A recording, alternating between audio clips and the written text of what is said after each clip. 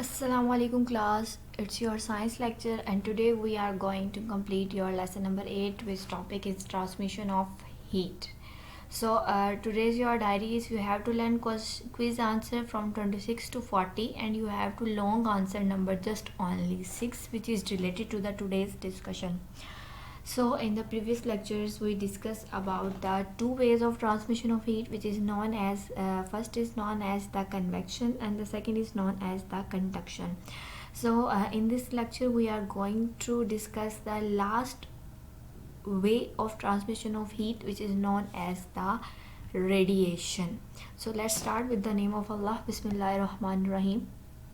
So today we are going to discuss the radiation. So what is the difference between the radiation and other two type of sources? The basic difference between the radiation and other two type of source of transmission of heat is that in the radiation there is no attachment between the two bodies. How a body can warm to another body.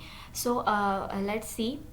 The transfer of the heat energy from the hot body means we are saying that the source of energy which is known as the hot body to the cold body directly without hitting the space in between the two bodies is known as the radiation. यानी source of heat का जो hot body है उसने cold body को क्या करनी है, heat जो है वो प्रोवाइड करनी है और डायरेक्टली प्रोवाइड करनी है, और उनके दरमियान में यानी एक हॉट बॉडी और जो कोल्ड बॉडी के दरमियान की जो जगह है वो गर्म किए बगैर, इसको क्या कहते हैं, इसको रेडिएशंस कहते हैं. इसकी जो सबसे बेस्ट एग्जांपल ये है कि जो सनलाइट होती है वो किसी भी जो ज़मीन पर मौजूद चीज़ को गर्म करती है तो वो डायरेक्ट करती है. ठीक है, जो सनलाइट्स हैं वो डायरेक्टली क्या करती हैं, जो चीज़ है हमारे पास जो ऑब्जेक्ट है उसको हीट अप कर देती हैं इर्द गिर्द की चीज़ों, मतलब इर्द गिर्द की जो इन्वायरमेंट है, जो इर्द गिर्द की स्पेस है उसको गर्म किए बगैर. इसकी एक्सप्लेनेशन किस तरह से है कि if we are sitting in the front of the heater we will feel the warm. अब जो हीटर है वो फिज़िकली हमारे साथ जो है वो कन्वेक्शन की तरह या कंडक्शन की तरह जो है वो टच में नहीं है, but we are feeling the warmth. So how can we feel the warm without touching the heater? It is due to the radiations. क्या होता है कि जो हमारे पास होती है ना heat can not be reach us by the conduction. अब इसमें क्या हो रहा है, इस प्रोसेस की बात कर रहे हैं कि एनर्जी रीच बाय, अब एनर्जी जो है हम तक किस तरह से पहुंच रही है, वो रेडिएशंस के थ्रू पहुंच रही है. अब जो इस प्रोसेस के अंदर यानी हम जो क्या करते हैं, हम सूरज से एनर्जी हासिल करते हैं कि जब हम हीटर के सामने बैठ के ख़ुद को वार्म करते हैं, ये कंडक्शन और कन्वेक्शन के थ्रू क्यों नहीं हो सकता? इसकी रीज़न क्या है? इसकी सबसे बड़ी रीज़न ये है कि the heat can not reach us by the conduction because air is the bad conductor of the heat. हमारे पास पहला आंसर ये आया कि कंडक्शन के थ्रू कभी भी हम जो है वो सूरज से एनर्जी हासिल नहीं कर सकते हैं. क्यों? क्योंकि हमारे और सूरज के दरमियान में, हमारी बॉडी और हमारे हीटर के दरमियान में क्या है, इर्द गिर्द एयर है, और एयर जो है वो बैड कंडक्टर है, वो हीट को कभी भी ट्रांसफ़र नहीं करेगी. कंडक्शन के थ्रू तो कभी भी एनर्जी जो है वो हम तक नहीं आ सकती. Second question is that heat can not reach through the convection. Why? क्यों? The heat cannot reach us by the convection as the hot air rises upward and the rather than the sideways. क्या करती है, हमने convection में बात की थी कि जो हमारे पास जो हॉट एयर होती है वो अपवर्ड मूव करती है, जो क्या करती है, और जो कोल्ड एयर होती है उसकी जगह ले लेती है, और देन वो जब हॉट होती है वो फिर अपवर्ड मूव करना शुरू कर सकती है. इस तरह एक वो हमने बात की थी, एक पूरा साइकिल चलता रहता है जिसमें जो है हॉट एयर अपवर्ड और जो कोल्ड एयर है डाउनवर्ड मूव करती है. यानी हम लोग क्या कर सकते हैं, कंडक्शन इसलिए नहीं हो सकती क्योंकि एयर जो है वो बैड कंडक्टर है, और कन्वेक्शन इसलिए नहीं हो सकती क्योंकि जब हवा जो है वो गर्म हो जाएगी तो वो अपवर्ड मूव करेगी, वो हम तक तो पहुँच ही नहीं पाएगी. हमारे पास बेसिकली एक थर्ड रूल बचता है जिसको हम रेडिएशंस कहते हैं. जो रेडिएशन एक ऐसा प्रोसेस होता है जिसमें क्या करता है, हमारी हॉट बॉडी जो है वो कोल्ड बॉडी को डायरेक्टली हीट प्रोवाइड करती है without warming without heating the heating the space between the two bodies. यानी वो दोनों बॉडीज़ के दरमियान के एरिया को गर्म नहीं करती है, बल्कि वो क्या करती है, डायरेक्टली उस बॉडी को क्या करती है, वो हीट अप करती है। और इसकी एग्जांपल मैंने आपको दी। एक तो जो हम लोग क्या करते हैं, सनलाइट जो हासिल करते हैं, और सनलाइट से जो हम वार्म फील करते हैं, first is that. And second हमने बात की, जब हम हीटर के पास बैठे हुए होते हैं तो जो हमें हीटर से एनर्जी हासिल होती है वो किसके थ्रू होती है, वो रेडिएशंस के थ्रू होती है। सो इसकी हमने बात की सनलाइट की। सो देयर इज़ डायग्राम, हम देख सकते हैं इसमें कि जो सनलाइट होती है वो रेडिएशंस की जो शक्ल में क्या करती है, ज़मीन तक आती है और ज़मीन को क्या करती है, वो हीट अप करती है। इसमें दरमियान का जो एरिया होता है वो जो वैक्यूम होता है, बिकॉज जो है सन बहुत ज़्यादा दूर है हमसे, तो दरमियान में एक वैक्यूम भी आता है। लेकिन क्या है कि रेडिएशंस को वैक्यूम की ज़रूरत नहीं होती है, और वो क्या करती हैं, वो बॉडी को क्या कर सकती हैं, वार्म अप कर सकती हैं। So we can say that the heat from the sun or a heater reaches from the radiation by requires no medium, because हमने बात की वैक्यूम होने के बावजूद भी जो है सन रेज जो है वो हम तक पहुंचती हैं, बिकॉज जो है रेडिएशन को किसी भी मीडियम की ज़रूरत नहीं होती। कन्वेक्शन को और कंडक्शन को मीडियम्स की ज़रूरत होती है, बट जो रेडिएशन होती हैं उनको किसी भी मीडियम की ज़रूरत नहीं होती। क्या करती हैं, वो डायरेक्टली जो है ऑब्जेक्ट को वार्म अप करती है। सो at the page number 86 we have the an information. In hot countries houses are painted with the light colored paint. This light color of the paint absorbs the light little heat and reflects the most of the radiation from the sun. क्या किया जाता है कि हमने बात की radiations की। अब जब हम रेडिएशंस की बात करते हैं तो ज़ाहिर है रेडिएशंस को क्या करती हैं, डिफरेंट बॉडीज़ क्या करती हैं, अपने अंदर एब्जॉर्ब करती हैं। सो डिफरेंट एक्सपेरिमेंट ने इस बात को शो किया है कि जो हमारे पास डार्क कलर्स होते हैं ना, वो क्या करते हैं, वो रेडिएशंस को ज़्यादा एब्जॉर्ब करते हैं, और जो हमारे पास लाइट कलर्स होते हैं वो रेडिएशंस को कम एब्जॉर्ब करते हैं, एमिट भी कम करते हैं और एब्जॉर्ब भी कम करते हैं। सो क्या किया जाता है कि ऐसे कंट्रीज़ जहाँ पर जो हॉट कंट्रीज़ होते हैं वहाँ पर जो पेंट कलर्स किए जाते हैं वो लाइट रखे जाते हैं। उनको लाइट रखने की वजह यह है कि क्योंकि जो लाइट कलर्स हैं उनकी एब्जॉर्प्शन ऑफ हीट जो होती है वो क्या होती है, वो कम होती है। So now there is a question, in cold countries which type of color we should use? So you have to answer this by your own self. Rather we should a light color and we should use a dark color in a cold countries. So you have a question and you have to answer this question. So now come towards the next topic on the page number 87. We are discussing that the good and bad radiators and absorbers. क्योंकि हम बात कर रहे हैं radiations की। Radiations को क्या किया जाता है, एब्जॉर्ब किया जाता है। ऑब्जेक्ट क्या करता है, उनको डायरेक्टली एब्जॉर्ब करता है, खुद को हीटअप करता है, और उसको हीटअप करने के बाद वो जो बची हुई रेडिएशन होता है उसको क्या कर देता है, एमिट कर देता है, खारिज कर देता है। So now it is the point two discuss that कि कौन कौन से ऐसे ऑब्जेक्ट हैं जो कि रेडिएशंस को ज़्यादा एब्जॉर्ब कर सकते हैं और देन उसको एमिट कर सकते हैं। So good absorbers of heat are also good radiators of heat. क्या किया जाता है, जो बॉडी जितना अच्छा एब्जॉर्ब करती है रेडिएशंस को, उतना ही अच्छा क्या करती है, उसको एमिट भी करती है।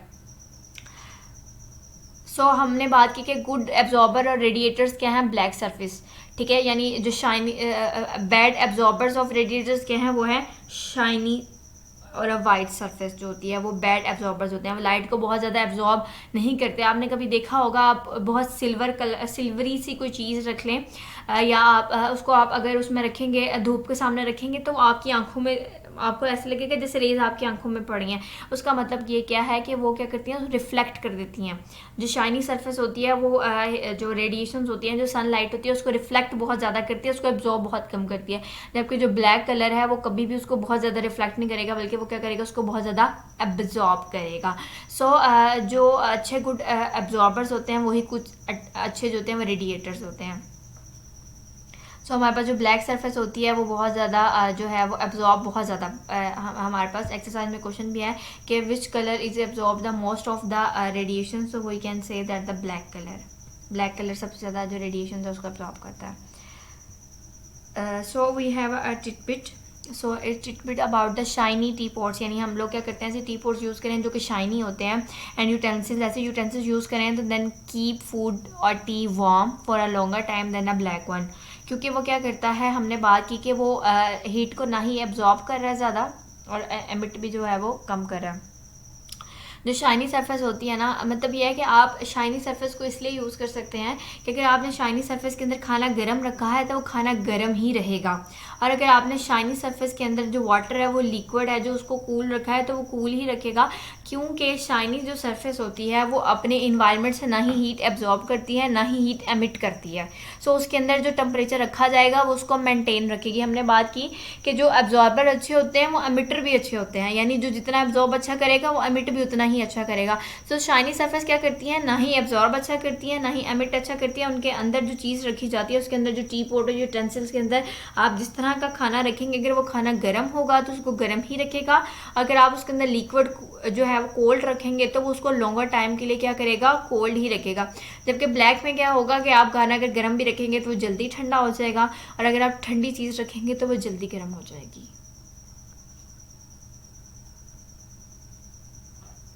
So now we have on the page number 87 everyday application for radiations of heat, यानी हमारी आम जिंदगी में हम लोग रेडिएशंस को कहाँ कहाँ फेस करते हैं।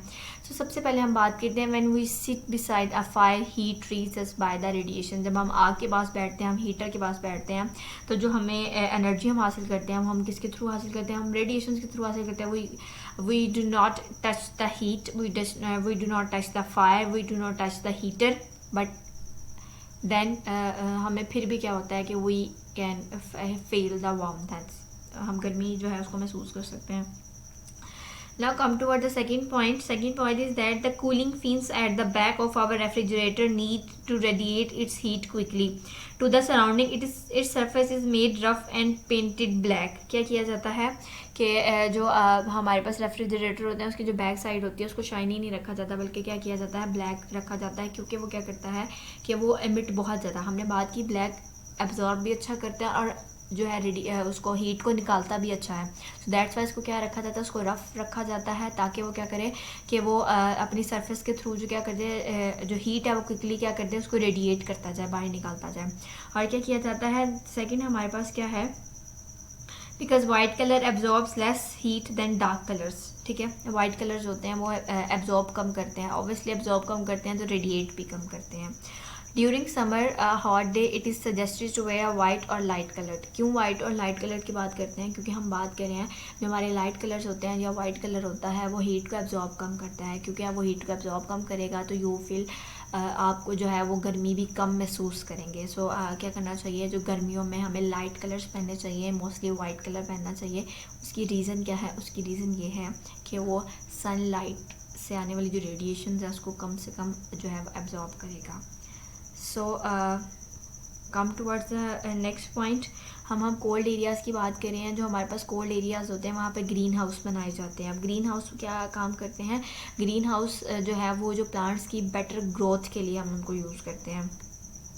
अब होता क्या है ग्रीन हाउस के अंदर कि radiations pass from the glass, जो ग्रीन हाउस बने होते हैं वो ग्लास के बने हुए होते हैं। सो क्या करता है, ग्लास से डायरेक्ट रेडिएशंस क्या होती हैं वो अंदर आती हैं। इसके नतीजे में क्या होता है कि जो ज़मीन होती है वो क्या होती है, प्लांट्स होते हैं वो वार्म अप हो जाते हैं, वो गर्म हो जाते हैं। Plants and soil absorb and emit radiations increase the temperature of green house. और क्या किया जाता है कि ग्रीन हाउस के अंदर का टेम्परेचर क्या हो जाता है, वो इंक्रीज़ हो जाता है। Plants grow well in increase temperature. वो क्या करते हैं, वो जो इंक्रीज टेम्परेचर होता है वो इतनी जल्दी उस ग्रीन हाउस से बाहर नहीं जाता, बल्कि वो वहीं पर रहता है। ठीक है, क्योंकि एब्जॉर्ब अच्छा किया है, तो मतलब जो ग्लास है उसने उसको डायरेक्टली अंदर आने दिया है, तो क्या होता है कि वो ग्रीन हाउस का जो टेम्परेचर होता है वो इंक्रीज़ हो जाता है। उस ग्रीन हाउस के टेम्परेचर की इंक्रीज़ होने की वजह से क्या होता है, जो है जो वहाँ के जो प्लांट्स होते हैं वो अच्छे तरीके से क्या कर सकते हैं, वो ग्रो अप कर सकते हैं। So these are the uses of radiations. Now we have a last topic of our lesson number 8, which is about the vacuum flask. Vacuum flask क्या होता है, वैक्यूम फ्लास्क एक कंटेनर होता है। ठीक है, क्योंकि जो क्या करता है, can keep hot things hot and cold things cold, यानी गर्म चीज़ को गर्म रखेगा और ठंडी चीज़ को ठंडा रखेगा। क्यों ऐसा क्यों होता है, क्योंकि इसके अंदर जो होता है ट्रांसफ़र ऑफ जो हीट वो तीनों तरीके से कम होती है। इसमें कंडक्शन भी कम होती है, कन्वेक्शन भी कम होती है और रेडिएशन भी कम होती है। अब ये क्यों कम होती है, now we are going to discuss.